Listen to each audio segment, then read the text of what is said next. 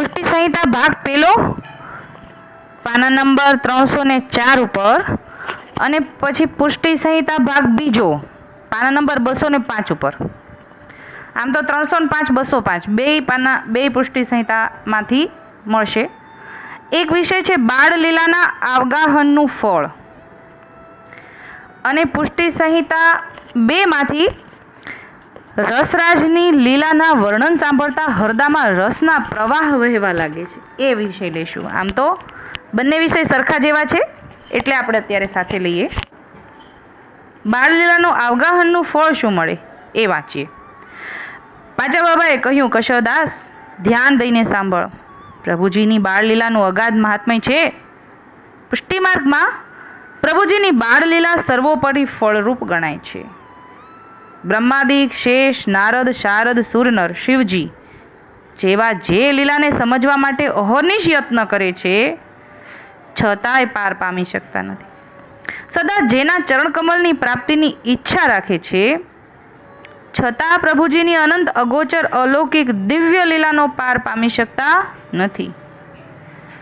તે લીલાનો અનુભવ કરાવવા પ્રભુ પોતાના નિજ અંતરક સેવકના તન મનના પ્રાણરૂપ બની જાય છે.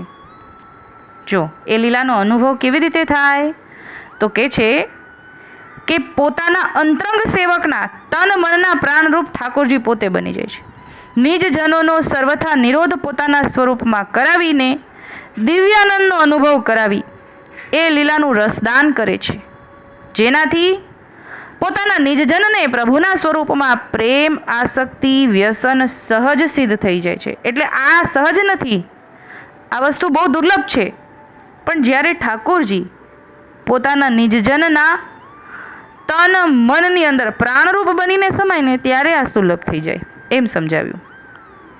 આપણે પુસ્તકમાં ઘણીવાર જોઈએ ને, ઠાકોરજીએ ચરવી તોગાર પધરાવ્યો, એ રીતે ઠાકોરજી એના તન મનમાં પ્રાણરૂપ બની જાય એટલે દિવ્ય દૃષ્ટિ થઈ જાય. પછી આ વ્યસન સહજ થઈ જાય, સહજ સિદ્ધ થઈ જાય. પ્રેમ આસક્તિ અને વ્યસન દશા સહજ થઈ જાય. બાળ લીલા તે પુષ્ટિ પ્રમેય બળની જ લીલા છે. તેના શ્રવણ સ્મરણ અને મનનથી પ્રભુની દિવ્ય લીલાનો સાક્ષાત અનુભવ અવશ્ય થાય છે. તે તેની ફલશ્રુતિ છે તેમ જાણજો. એટલે બાળલીલા જો કોઈ બોલતું હોય એને પણ એ જ ફળ મળે, દિવ્ય લીલાની સાક્ષાત અનુભવ થઈ શકે. પણ જો એ બોલતા હોય એનું શ્રવણપાન કરવાવાળાને પણ એટલું જ ફળ મળે. અને અગર એ પછી બોલાઈ ગઈ ને સંભળાઈ ગઈ પછી આપણે મનન કર્યા કરીએ તો પણ એ દિવ્ય લીલાનો સાક્ષાત અનુભવ થવું શક્ય છે. કેમ કે અવશ્ય કીધું છે, પણ આપણું એમાં ને એમાં ચિત્ત રહે તો અવશ્ય. એટલે શરૂઆત થાય તો ત્યાં સુધી જરૂર પહોંચી. જો કશરદાસ પ્રભુ પોતાનું સ્વરૂપ શું છે તે ન જણાવે તો પ્રભુના સ્વરૂપનો ભાસ ન પડે. માટે જીવને પ્રભુ પોતાનું સ્વરૂપ શું છે તે જણાવવા માટે જ અલૌકિક દિવ્ય લીલા ચરિત્ર દ્વારા જીવને સ્વરૂપ નિષ્ઠા કરાવે છે. એટલે કે ઠાકોરજી જણાવત નહીં તો કેવી રીતે ખબર પડત? તે લીલાના સાક્ષાત દર્શન જે ભગવદીઓને થયા છે તેમણે તો તે પ્રભુની લીલાને યશ ગુણગાન દ્વારા કીર્તન સ્વરૂપે પ્રગટ કરી છે. એટલે અહીંયા દર્શન થયા અને અહીંયા કીર્તન સ્વરૂપે પ્રગટ થયું. પ્રગટ પ્રસંગે વાણી વહી, એ પ્રમાણે કે અહીંયા પ્રસંગ થઈ રહ્યો છે અને અહીંયા વાણી વહી રહી છે. તે ગુણગાન દ્વારા બીજા અનેક જીવોના યથાર્થ સ્વરૂપને જાણીને ભગવદ લીલામય બની જાય છે. એટલે કે જે લોકો આ દર્શન કરી રહ્યા છે ભગવદીઓ એ કીર્તન દ્વારા પ્રગટ કરે છે. પણ હવે એ કીર્તન જે પ્રગટ થઈ ગયું એનું ગુણગાન દ્વારા બીજા અનેક, એટલે આપણા જેવા, હવે આપણા જેવાની વાત છે કે એ ગુણગાન દ્વારા બીજા અનેક જીવો પ્રભુના યથાર્થ સ્વરૂપને જાણીને ભગવદ લીલામય બની જાય છે. એટલે કે આ જે ગુણગાન જે ગાયા છે એને તો ઠાકોરજીની પ્રાપ્તિ થઈ ગઈ છે, પણ એ ગુણગાન ગવાયેલાના પણ ગુણગાન ગાઈએ અને એના જ ગુણગાન ગાઈએ તો ભગવદ લીલામય બની જવાય. ભગવદ લીલા ચરિત્રોને કીર્તન દ્વારા ગવાતી ભગવદ લીલા સાક્ષાત સ્વરૂપ જ છે. એ જે લીલા જે ગવાઈ રહી છે ને એ સ્વરૂપાત્મક છે એમ કીધું. એટલે જ માત્ર આપણે પુષ્ટિ માર્ગની અંદર સમય પ્રમાણે વિવેક, ઋતુ પ્રમાણે ગાવાના વિવેક છે ને. ગરમીમાં મલ્હાર ન ગવાય, ઉષ્ણકાલના કીર્તન શિયાળામાં ન ગવાય, મંગળાના કીર્તન રાતે ન ગવાય, જગાવાના પદ, એ આ બધું જ એની અંદર. કેમ કે આ વાક્યમાં જવાબ આવ્યો કે ભગવદ્ લીલા ચરિત્રને કીર્તન દ્વારા ગવાતી ભગવદ્ લીલા સાક્ષાત સ્વરૂપ જ છે. એટલે કે અહીંયા લીલા થઈ રહી છે. આપણે જો કીર્તન એ ભાવથી ગાઈએ તો એ દર્શન થાય, તો એ ઠાકોરજી લીલા કરે છે ત્યારે દર્શન થાય ને, એટલે સાક્ષાત છે એમ કીધું. પ્રભુ બાળ ચરિત્રો કરીને આનંદ રસનું દાન કરે છે. આ છે બાળ લીલાના અવગાહનનું ફળ. એટલે નિત્ય બાળ લીલા બોલવાથી અહીંયા સુધી આપણને પ્રાપ્તિ થઈ છે.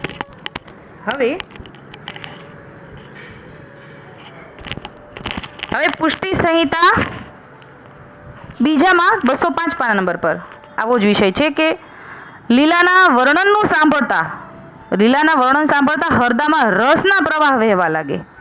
એ વિશે આપણે લઈશું 206 પાના નંબર પર.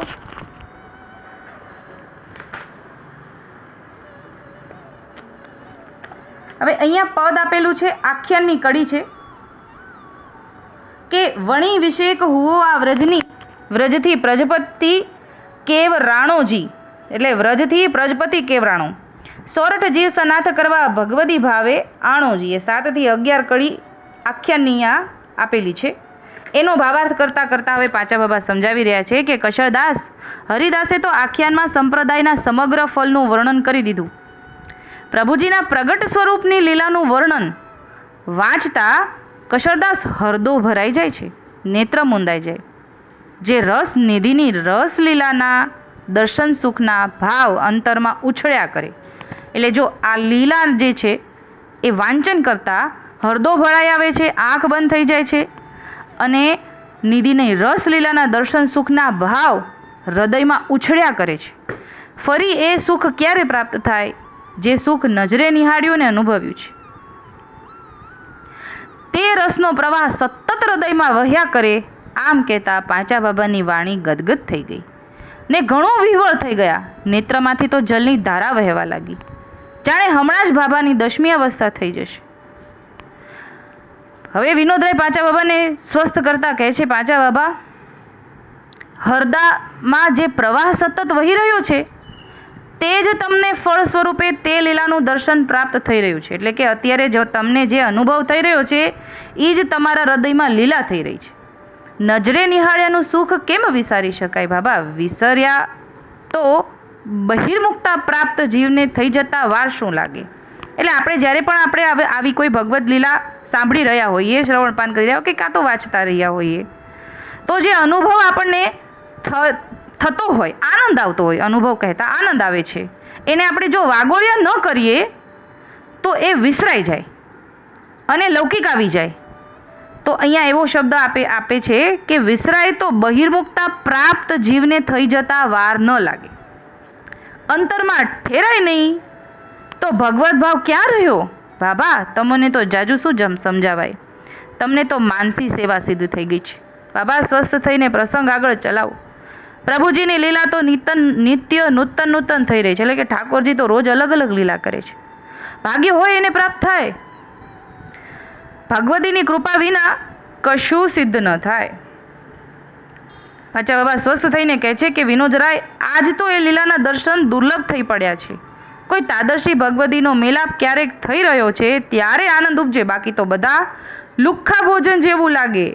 એટલે જ્યાં સુધી લીલાના દર્શન નથી થતા ને ત્યાં સુધી બધું લુખ્ખું ભોજન હોય એવું લાગે છે. પાંચા બાબા એમ કહી રહ્યા છે. પ્રેમ, વિશ્વાસ, શ્રદ્ધા ઘટતી જાય. વહાલ, વાત્સલતા અને સ્નેહની સરિતા દિન પ્રતિદિન સુકાતી જાય. જો જેને સતત સાનુભાવ હોય ને એને જરા પણ અંતરાય પડે તો એને આવો અનુભવ થાય છે, જે આપણે તો ખબર જ નથી આપણને, કે વહાલ, વાત્સલતા, સ્નેહની સરિતા દિન પ્રતિદિન સુકાતી જતી હોય એવું લાગે. વિશ્વાસ, શ્રદ્ધા ઘટતી જાય. આચાર, વિચાર, સદાચાર માર્ગની મેંડ પ્રણાલિકાનો લોપ થતો જોવામાં આવે અને સમાજમાં બહિર્મુખતા વધતી જાય. ત્યાં શું થાય? પ્રભુજીની ઈચ્છાનું કારણ કોણ જાણી શકે? એટલે સતત અહીંયા પાંચા બાબા એમ સમજાવે છે કે સતત સ્મરણમાં રહેવું તો આ બધી વસ્તુ બાધા ન કરે. જે કાંઈ પણ ચાલી રહ્યું છે એ બહાર, એ આપણને શું ખબર પડે? આપણે તો ભીતરમાં ઠાકોરજી સાથે રહેવાનું ને ઠાકોરજીની લીલામાં મસ્ત રહેવાનું, તો જ બહિર્મુખતા આવશે નહીં, એવું સમજાવ્યું. તો આ છે ભગવદ્ લીલા સાંભળવાનો અને બાળલીલા શ્રવણપાન કરવાનો ભાવ આપણે જાણ્યો. એનું ફળશ્રુતિ, ભાવ નહીં ફળશ્રુતિ. અત્યારે આટલું જ બોલીને મારી નાની વાતની